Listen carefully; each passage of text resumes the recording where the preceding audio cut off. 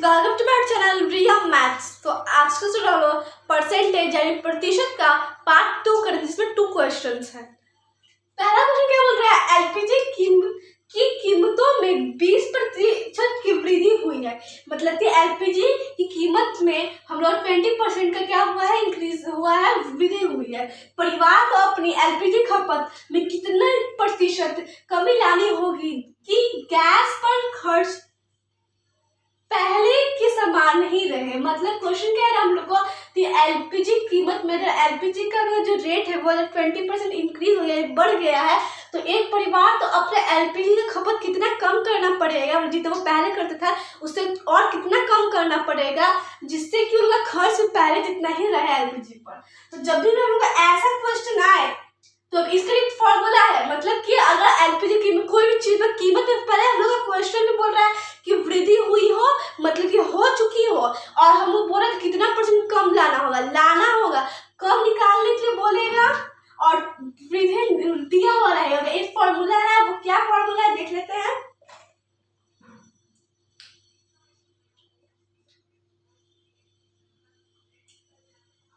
वृद्धि प्रतिशत upon 100 plus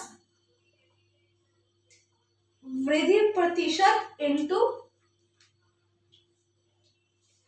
100।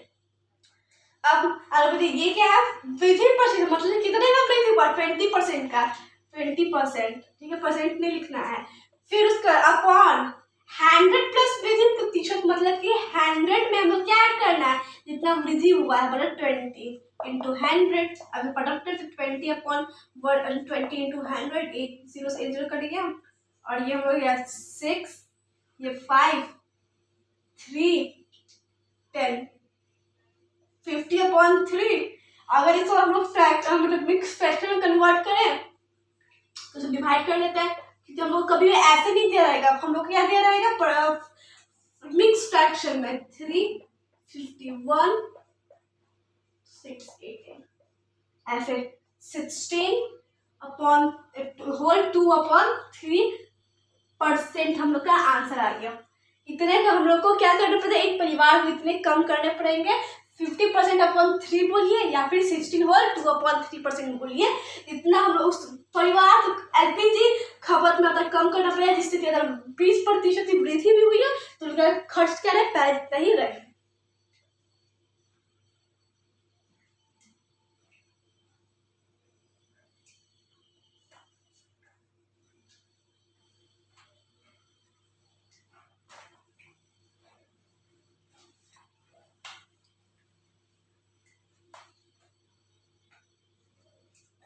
अब सेकंड क्वेश्चन क्या बोल रहा है हम लोग को, एक गांव की जनसंख्या 5000 मतलब 5000 है।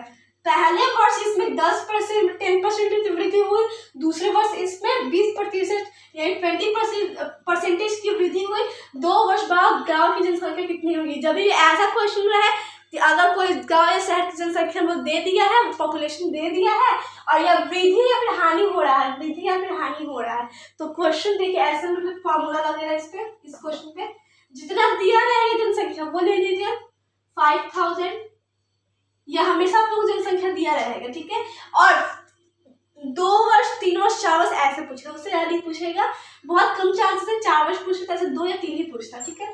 तो अगर पहला में वृद्धि हुआ है, पहले इंटू करना हमको, इंटू अगर वृद्धि हुआ है, वृद्धि 2 यहाँ पर 2 दिख रहा है तो 2 वर्ष, ठीक है।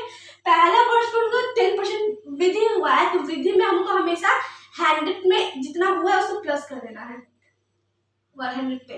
10% का हुआ है तो 110, अगर वृद्धि तो 10% का हानि नहीं आता, मतलब कम वृद्धि नहीं कम हो जाता तो 90 हम लोग का हो जाता है। 100 में से 10 दिया 90% हटेगा तो नीचे आएगा 100, ठीक है।